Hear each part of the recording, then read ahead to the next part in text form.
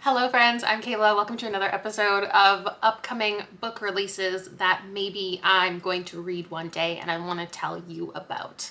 It feels too recent to be filming this because I just did a most anticipated for the year. I did a 5-star predictions for the year, but it's actually been 3 months since I did an official one of these where I talked about things that have been announced recently that I want to tell you about. It was October. So this is everything that I've heard about that piqued my interest in some way. I'm sorry I missed an upload yesterday. The lighting was so terrible. I couldn't film, and today is the same, but I figured I would use the glow from my computer screen and we would just do it here. We're not going in any particular order, just the ones, the tabs in the order that I opened them up in. A Land So Wide by Erin A. Craig. This is coming out in September, and I love the cover. I think the colors are beautiful. Are those birds or are they bats? And then there's like dripping goldy bronze, copper, I don't know, colors apparently. A situation that oh my God. I think this is so beautiful. And it's Erin A. Craig's debut adult novel. I love all of the YA authors who are getting into adult books right now. There's another one coming up in a second. I've read one book from this author. I liked it. I know her stuff is really popular. So let's find out what this is about. Hopefully the premise intrigues me as much as the cover. Oh my God. Like everyone else in the settlement of Mistaken, Greer Mackenzie is trapped. Oh no, this is a cult? Founded by an ambitious Scottish lumber merchant, the tiny town on the edge of America. What? The tiny town on the edge of the American continent is blessed with rich natural resources that have made its peoples prosperous, but at a cost. The same woods that have lined the town folks' pockets harbor dangerous beasts, wolves, bears, and the bright-eyed monsters beyond description that have rained utter destruction down on nearby settlements. Interesting. But Mistaken's founders made a deal with the mysterious benevolence. The warding stones that surround the town will keep the bright-eyed out and its town citizens in. Anyone who spends a night within Mistaken's borders belongs to it forever. Ooh! We're following Greer, a mapmaker, an eccentric dreamer, dreaming of the world outside, even though she knows she and her longtime love, Ellis Beaufort, will never see it. Until on the day she and Ellis are meant to finally begin their lives together, Greer watches in horror as her beloved disappears beyond the warding stones, pursued by a monstrous creature. Oh no. I need it. It's fantasy, horror, folklore, retelling. Okay, I'm in. Then let's find the other one that I want to talk about. That's a YA author. Oh, I have so many tabs. Casey West. I've talked about Casey West before and how 8 to 10 years ago, I was eating up her YA romance, and I really need her to write adult, and now it's happening. It's happening, and I can't believe it's happening. The cover is cute. I know I'm not supposed to be reading romance, but Casey West does romance so good, at least with the teen ones that I've read, and this says it's a rom-com, and it's a little bit steamy, so hopefully it's right up my alley. Margot Hart is a hopeless romantic. That's why she wants to be a literary agent to help bring romance books into the world. Oh my God. Perfect. A character who has to do a career with books. That's something that I love. It's also why she hates dating apps with all her romance-loving soul. She wants her own love story to be just as fun as the books she reads. She's not going to tell the story that she swiped right on future husband's shirtless pics for the rest of her life. The problem is that her most consistent relationship over the last several years is with Oliver, a guy she keeps rematching with on the apps. They've only been on one date and it was a disaster. When Margot gets fired from her job on the same day she meets Oliver again, her life becomes a veritable shit show. Just when she thinks she's overcome her app bias, she realizes that maybe it's not her who's holding back, but him, and his reasons are more than she bargained for. I'm gonna read it. Let me know if you're intrigued. Actually, let me move some of these things to the end that I don't think I'll actually read, but I want to inform you about. Okay, Love is a War Song. This is the next release from Danica Nava, who wrote The Truth According to Ember, that I really recommend. This one, this is one I probably won't read because it's about a pop star. I didn't read, but this I'm sure is up so many of your alleys. A pop star and a cowboy. Okay, couldn't be more different. They come together to strike a deal in this romantic comedy. Pop singer Avery Fox has become a national joke after posting scantily clad on the cover of Rolling Stone in a feather war bonnet. What was meant to be a statement of her success as a Native American singer has turned her into a social pariah and dubbed her a fake. With threats coming from every direction and her career at a standstill, she's escaped to her estranged grandmother Lottie's ranch in Oklahoma. There she meets the man who runs Lottie's horse ranch. He's lived by 3 rules to keep himself out of trouble: preserve the culture, respect the horses and stick to himself. When he's tasked with picking up Lottie's granddaughter at the bus station, the last person he expected to see is the Avery Fox. Reluctant love. I think it's gonna be so fun. I hope you all love it. Maybe I'll read it, maybe I'll read it. Does it feel kind of like Hannah Montana vibes to anybody else though? Okay, next one is in a completely different direction, but I'm obsessed with this cover. I love it, I love it, I love it, I love it, I love it. The popcorn, like how has nobody ever done this before? It's perfect. Your favorite scary movie, how the Scream films rewrote the rules of horror. I love nonfiction about horror, and one of my goals of the year that I just decided is I'm gonna read more nonfiction about horror because I realized I have a whole long list of ones that I wanna get to. And this one is interesting, it's specifically about Scream. So Ashley Cullens is the author, and it says she's a journalist and she examines the history and making of the Scream films with behind the scenes insight from the movie's cast and creators, and sharp analysis on how the movie's special blend of gruesome violence and humorous self-awareness completely rewrote the horror movie playbook. I have to have it. I have to have it. It comes out in August. Then we have this one, A Beauty Queen's Guide to Murder and Mayhem. I'm wondering if thrillers are starting to get the like romance treatment, the cover treatment, where it used to be the cartoonish cutesy covers were assumed to be, I guess, more lighthearted, less steam, more rom-com, and then it's just like anything can be anything. Like the cover does not actually depict what you're gonna get inside. I wonder if that's how thrillers are starting to go, because I've added a bunch to my list lately that have covers like this. They look more fun, they look more lighthearted, and I'm wondering if they actually are, or if more intense thrillers are just starting to get cozier covers. Because I've definitely noticed with myself that these types of covers are grabbing my attention, and I will add them so quickly to my list, assuming that they're gonna be the funner ones, but maybe they're not. I haven't read the synopsis of this. Let's do it together. It's by Kristen Bird, and it says Staple Hand Dakota Green would rather compete in the Hunger Games in Aubergine's annual beauty pageant, but her late mother's last wish was to see her trading her muck boots for Jimmy Choos and uncover a decades-old mystery of a missing beauty queen. Dakota enters the cutthroat world of sashes and smiles to save her family home. Now she must navigate a minefield of catty contestants, skeptical judges, the infuriatingly handsome new sheriff, and a decades-old mystery of a missing beauty queen. Hilarious and heartfelt.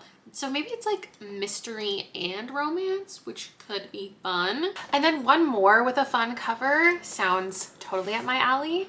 It's another one of a YA author writing adult. This is Gloria Chow, who I've read some YA from, maybe just one book actually. And this one's called The Ex-Girlfriend Murder Club. And it says it's a laugh out loud murder mystery. I think that's the perfect pitch. 3 women dating the same man band together to get revenge, but when they discover his body, they'll need to solve his murder before they go down for it. The typical cozy mystery setup, solve the murder before you're implicated, but it also has like the vibes of John Tucker Must Die. Catherine, Olivia, and Elle. They all find him dead. Do they look guilty? Yes. Do they feel guilty for having wished death upon him hours earlier? Maybe a little. But solid motive and a crime scene covered in their DNA aside, they're innocent, they swear. For fans of Dial A for Aunties, Finley Donovan is Killing It, and John Tucker Must Die. Like, this one just sounds very fun. I think maybe we should read it together. I added this one because the cover just seemed very interesting. And also the author's name. I don't know if this is a debut or... Oh yeah, look, it says debut horror novel. A gloriously queer and irreverent psychedelic trip. That sounds fun. The author's name is Bitter Corella, and it's called Moonflow. So let's find out what it's about. They call it the King's Breakfast. Is it vampires? One bite and you can understand the full scope of the universe. What?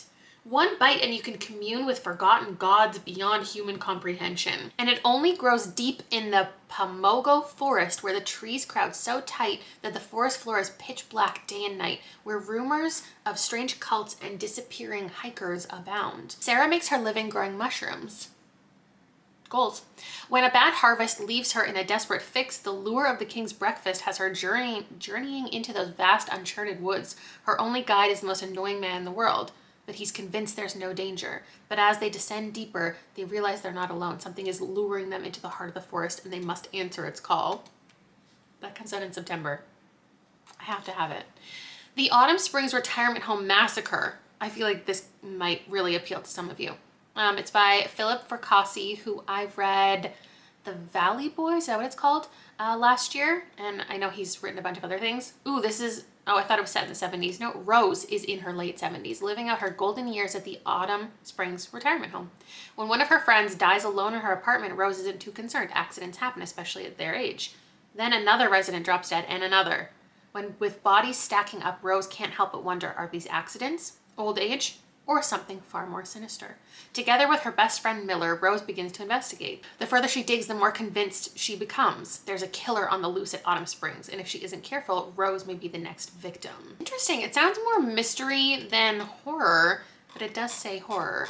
I am interested. Next up, this one was the cover that intrigued me. It's called The Glass Garden. Oh, it's a novella. Great.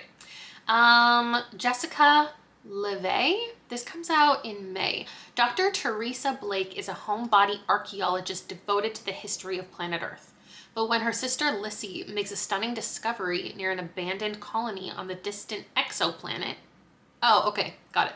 I was like, the history of the planet, got it. The sisters team up to discover its secrets. Eerie, luminescent images cover the walls of an underground cavern. The glass garden looks like a payday to Lissy, who's been struggling to turn a profit to keep her salvage crew fed and paid. Teresa, however, insists on careful academic procedure. She can't figure it out. Is the anomaly an artificial creation or a living organism?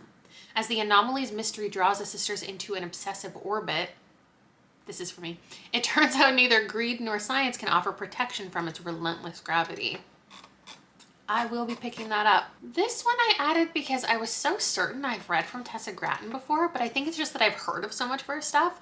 I've never actually finished a book from her. Maybe I've read some short stories, but the cover is so pretty. It's called The Mercy Makers, and I just wanted to know what it was because obviously it's magical. So that's fun. A talented heretic must decide between the pursuit of forbidden magic or the ecstasy of forbidden love. Yay, I need it. Either way, her choice will upend the world in the start of a sweeping romantic epic fantasy trilogy. Okay, do I want to commit myself to a trilogy? Her name's Irisette. She's a prodigy and an outlaw, the daughter of a powerful criminal. Actually, I don't even need to know what it is. Like that pitch, that's enough. Forbidden magic, forbidden love. She's part of an empire. She has a chance to bring down the corrupt system. Her own heart holds the most mysterious and impenetrable magic of all. Also, it's queer. Can I get a hell yeah? Okay, this one I think was like published somewhere else or has been like talked about by this author for a while or like was a fan fiction or something. This existed somewhere else, I think. It's called Tusk Love. I don't know how to pronounce this author's name. Tia Guanzon. It's the author of The Hurricane Wars, which I haven't read. But this says it's a merchant's daughter who yearns for adventure, gets more than she bargained for when she falls for a broodingly handsome stranger in this saucy romantasy. Guinevere's path has always been to marry into noble house, raise her family station, and live quietly as the lordling's obedient wife. I think she gets kidnapped, she has to survive, and a half-orc is going to help her. Oh, here it says it brings the most romantic story and critical role to life. I don't know what critical role is. That sounds like a video game. An RPG? Oh, I feel like I've seen these people on YouTube doing something. Okay, this one is from an author that I haven't read from before, but you might have, Neon Yang. It's called Brighter Than Scale, Swifter Than Flame. Now, I understand it's about dragons, and I don't read about dragons. But it is a novella, and I can read anything if it's a novella. So I think this will be good. It says a new queer Asian-inspired fantasy novel about a renowned dragon slayer who never takes her armor off in public. Then the dragon hunter must woo the queen and understand secrets she's been hiding. Suki bears the burden of safety of her entire people. How can she trust this stranger newly arrived in her court, a weapon forged in blood and fire, to understand what her people need and how best to safeguard their future? I don't know, but I love a novella, and the cover is pretty. Okay, I've put it off long enough. We need to talk about We Love You Bunny. Everyone and their mom wants me to talk about We Love You Bunny. So this was announced probably a year ago, and I've talked about it in one of these videos already, saying that I don't want it. I don't need it. However, it has been announced officially. The cover is to be revealed. What we knew back then was it was a prequel/sequel to Bunny, and now there is a synopsis that I will read you. I'm sure I'll end up reading it, but I just like, I don't love a sequel to my favorite books. I love a standalone. I love a weird book that just exists on its own, but I want Mona Wad to write what she's passionate about, so I'm happy for her, and I'm sure people will obviously pick it up. When We Love You Bunny opens, Sam, main character in the first book, has just published her first novel to critical acclaim. But at a New England stop on her book tour, her one-time frenemies, furious at the way they've been portrayed, kidnap her. Now a captive audience, it's her and our turn to hear the bunny side of the story.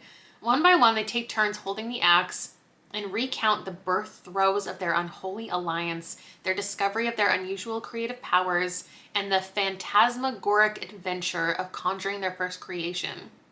With a bound and gagged Sam, we embark on a wickedly intoxicating journey into the heart of dark academia, a fairy tale slasher that explores the wonder and horror of the creation itself, not to mention the transformative powers of love and friendship. Bunny. I don't know. Like, obviously, I love this world. Do I need more of it? I don't think so. But what if it's super incredible? If you're desperate to return to the bunny world, there you go. Next up, just announced like yesterday, which is why I'm glad I didn't film yesterday because I would have missed this one. A. Marie is writing a debut novel, coming out with her debut novel. I've read short stories from A. Marie, somebody who I followed on YouTube since like the beginning of my channel. I adore her writing, and I can't believe I get to read a novel. It's a dazzling satirical adult debut telling the story of a Black man who walks into the light to find himself in Los Angeles, where he becomes an instant celebrity for being the first visible and verifiable ghost. So it's about like celebrity culture a little bit, which is something that I love, but like, what a unique premise. He's famous because he's a ghost, like a proven ghost. Though he has no memory of his past life or even how he died, everyone wants to know more about the Black man who has returned from the dead. Is he the second coming, a hoax, or something beyond explanation? Soon he has brand deals, TV interviews, and politicians aiming to use him for their agendas, yet all John wants is to go home. It says it's a gorgeous, tender story of hope, sacrifice, and what it means to be human. I'll be reading it. For sure. Next, I added Dissolution by Nicholas Binge. This is an author that I read a book from that I wanted to love. I feel like it was set up for me to love, Ascension, and so many other people have adored it that I definitely want to give this author another go. It says a woman dives into her husband's memories to uncover a decades-old feud threatening reality itself.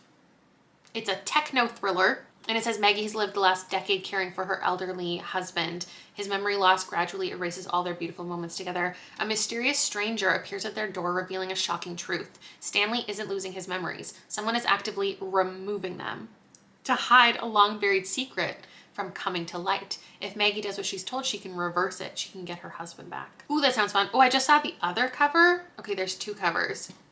I hate that one. Not that I love the other one particularly, but I like it better. Then I saw Meet Me at the Crossroads announced by Megan Giddings. I love Megan Giddings, the author of Lakewood and The Woman Could Fly. They're like loosely in the fantasy or horror genres, but they're so much quieter and lit fic feeling and about like society. And so this one says it's science fiction, but it's going to be much more literary, I think, is what we can expect. It says a dazzling novel about two brilliant sisters and what happens to their undeniable bond when a mysterious and possibly perilous new world beckons. On an ordinary summer morning, the world is changed by the appearance of 7 mysterious doors that seemingly lead to another world. I love a magical doorway. People are, of course, mesmerized and intrigued. A new dimension filled with the beauty and resources beckons them into an adventure, but perhaps inevitably, people soon learn that what looks like paradise may very well be filled with danger. Ayanna and Olivia, 2 Black Midwestern teens and twin sisters, have different ideas of what may lie in the world beyond. But will their personal bond endure such wanton exploration? And when one of them goes missing, will the other find solace of her own? And will she uncover the circumstances of what truly happened to her once constant companion and best friend? I want to read it. I want to read it so bad. Next, let's talk about the latest Sarah Pinborough. I love Behind Her Eyes. I haven't loved anything else. So maybe I shouldn't have this as high on my anticipated list, but I do. It's called We Live Here Now. It says, after a holiday accident nearly kills her, 32-year-old Emily and her husband Freddie move from London into Larkin Lodge, a beautiful country home, blah, blah, blah. They arrive at the house. There's a terrible presence emanating from the room on the 3rd floor. While Freddie doesn't sense anything wrong, Emily can't bear to even step across the threshold. And as the darkness she feels in the room upstairs spreads like mold further into the building and strange occurrences start happening, Emily becomes convinced that someone was murdered in the house and is now haunting it. A simple premise, but Sarah Pinborough loves a twist, a reveal, and I love a haunted house story. How can she solve a murder that never happened? And can she solve it in time to prevent another? I might wait and see what other people think of it first, or hear me out, I might make thousands of you read it with me. It's either one or the other. Oh, there's this one, Zonked in the Zucchinis. I'm not gonna read it, but you must know. You must know about it. Someone has to know about this with me. Dale Meyer, I have done 4 videos about her 26-part mystery series following a woman who lives in my town and is solving these crimes in this fictional universe. She went from A to Z. I read A, I read Z, and a couple others.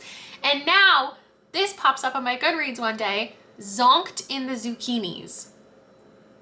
It's called Zonked in the Zucchinis. Dale Meyer is starting at Z and going back to A. We're getting 26 more books in this God-forsaken series. If you're a Dale Meyer fangirl, I mean, you're welcome. Here you go. Here's the news. What a title. Do you need to know the plot? No. What I will say is it says Doreen and her trusty animals traverse to Joe Rich. Back to downtown Kelowna. I used to live in Joe Rich. Oh my God. I can't read it. I can't. When's it come out? March? I'm not reading it. I'm not reading it. Okay, this one popped up, Tantrum by Rachel Eve Moulton. Now, normally this premise would not intrigue me at all, but I really love, what's it called? Tinfoil Butterfly. And so I kind of want to pick it up. It's about an exhausted mother. She thinks her newborn might be a monster. She's right. That is not for me. That is so not for me. But I want to read it. I'm going to make somebody here read it, and then you're going to tell me if it's good. Thea's pregnancy was her third pregnancy was her easiest. She wasn't consumed with anxiety. She wasn't convinced she was going to be born green or have a third eye or have tentacles. Thea was fine. Her baby was fine. But when the nurse handed Lucia to her, Thea just knew her baby girl was a monster.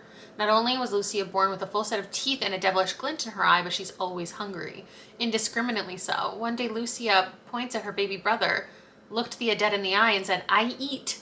It is only 192 pages. Like it's a quick one. I know I shouldn't, but I probably will. I don't know if I've talked about Vampires at Sea yet, but I don't think I have because the cover I feel like I would have wanted to talk about for longer. Like I would have remembered talking about this. Do you love it? I love it. This vibe, it's like confusing and it's beautiful and it's just so, I love it. Vampires at Sea by Lindsay Mirbaum. It's a novella. It's queer. Okay. Immortal beloveds Rebecca and Hugh are on vacation. Against a backdrop of ongoing war, this pair of chic, emotional vampires from San Francisco sets off on a queer Black Sea cruise. Eager to relax, join an orgy, and feast upon their fellow passengers' desires and sorrows. When Hugh becomes enchanted by an alluring and possible magical non-binary social media influencer named Heaven, Rebecca's reality capsizes. As she comes to terms with a future she never imagined, Rebecca begins to question her past, much of it lost to time. Ultimately, her journey becomes one of self-discovery and acceptance of her true nature. Like, what are we talking about? Obviously, I need to read that. The early reviews not looking good. Here's another cutesy looking mystery. Welcome to Murder Week. Cutesy cover, intense title. What do we think? Karen Ducasse. This says 34-year-old Kath loses her mostly absentee mother. With days of quiet, unassuming routine in New York, Kath consciously avoids the impulsive, thrill-seeking lifestyle her mother once led. But when she's forced to go through her mother's things one afternoon, Kath is perplexed to find tickets for an upcoming murder week in England's Peak. A whole town has come together to stage a fake murder mystery to attract tourism to their quaint hamlet. That sounds cute. Teaming up with 2 cottage mates, both ardent mystery lovers, Kath sets about solving the crime, and begins to unravel shocking truths about her mother along the way. Amidst a fling or something more with the handsome local maker of artisanal gin, Kath and her irresistibly charming fellow sleuths will find this week of fake murder may help them face up to the real crossroads in their own lives. Okay, so there's not, I thought it was gonna be like, there's a fake murder mystery and then they're gonna discover a real murder mystery, but I don't think there is a real murder mystery. Maybe they find out that the fake mystery is a real mystery. I don't know, but the early reviews look good. Okay, and then here's a bunch of things that I wanna tell you about that I'm probably not gonna read. Never Flinch by Stephen King. If you haven't seen this, this got announced. I do like the cover. I'm not going to read it because I don't like the Holly books and I wish he would stop writing them and write something else. But if you're a Holly Gibbony lover, here it is. Here's the news. You Belong Here by Megan Miranda. I just haven't found myself picking up the mystery authors that I used to love as much as I used to. There's no synopsis. A decades-old secret that drove a mother from her hometown now threatens her college-bound daughter in a twisty new thriller. So Megan Miranda has a new thing coming you might want to know about. If you haven't seen the news about Ruth Ware's upcoming thing, she's writing a sequel to her worst book. Why? I don't know. The Woman in Cabin 10, book number 2, The Woman in Suite 11. When an invitation to attend the press opening of a luxury Swiss hotel owned by a reclusive billionaire arrives, it's like an answer to a prayer. 3 years after the birth of her youngest child, Lo is ready to reestablish her journalism career, but post-pandemic travel journalism is a very different landscape from the one she left 10 years ago. Did I not like The Woman in Cabin 10 because of the actual plot of it or because of the character? Maybe I would want to continue. I just never thought of Ruth Ware as somebody who would write a sequel. So I was definitely caught off guard seeing this. Let me know if it intrigues you, if you loved The Woman in Cabin 10, because I'm sure there are many of you out there. Also, Lisa Jewell has a new thing coming out you might want to know about. I have written off this author, but I wanted to make sure you know. It's called Don't Let Him In. Restaurateur Patty Swan was the life of the party until the day a man pushed him in the path of an oncoming train, leaving his 20-something daughter Ash and wife Nina devastated. Shortly after Patty's funeral, the two women received a surprising piece of mail, a note and package from Nick, an old friend of Patty's, and a nondescript lighter that once belonged to him decades ago. Ugh, I'm too bored to even finish the synopsis. Maybe you want to read it. This one, maybe I could be convinced actually. Taylor Jenkins Reid is not somebody that I really gravitate towards, but this one has to do with space, I think. It's called Atmosphere. The cover's pretty. Joan Goodwin has been obsessed with stars as long as she can remember. She comes across in an advertisement seeking the first women scientist to join NASA's space shuttle program. So this is set in the summer of 1980. Joan begins training. Is this like based on, is it inspired by a specific real person or is it a unique story? There's like a bunch of names in here that feel very important. The new astronauts become unlikely friends and prepare for their first flight. Joan finds passion and love she never imagined. In this new light, Joan begins to question everything she thinks she knows about her place and in the observable universe. Then on December 1984, on mission STS-LR9, everything changes in an instant. What do you think about this one? Are you hyped? Okay, and I do think that that's everything I have pulled up. Yeah, so let me know which ones intrigue you, which ones you just learned about for the first time because of me and you're now gonna read, or you're definitely not gonna read. I don't know, whatever you wanna tell me in the comments below, I'll be here chatting with you, and I'll see you in another video soon. Bye.